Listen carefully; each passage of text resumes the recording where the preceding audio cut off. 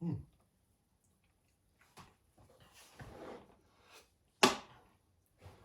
Ja, grüß dich wieder. Jetzt habe ich ein richtig besonderes Lied dabei für ihn, nämlich heißt das Lied Fürs Dirndl. Und ja, das habe ich damals geschrieben, wie mein Kleine auf die Welt gekommen ist. Und ja, das ist ein zweifacher, recht ein lebendiges Stück, recht ein gewilliges. Und ich muss sagen, es hat eigentlich ganz gut gepasst damals. Meine Kleine ist ja eine kleine Räubertochter, eine kleine Ronja. Und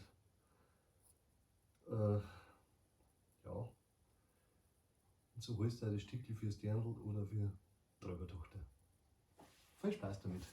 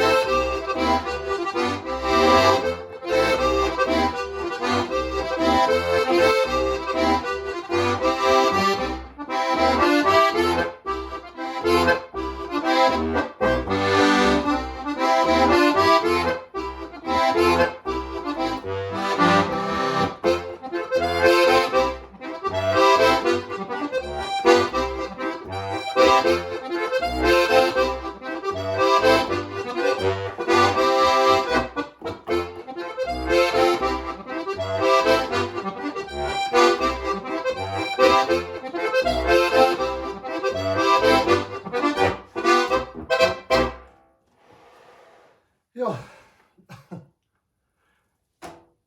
Prost miteinander und pfiat euch.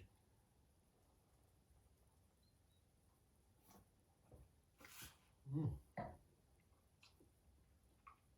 Mm. Gut.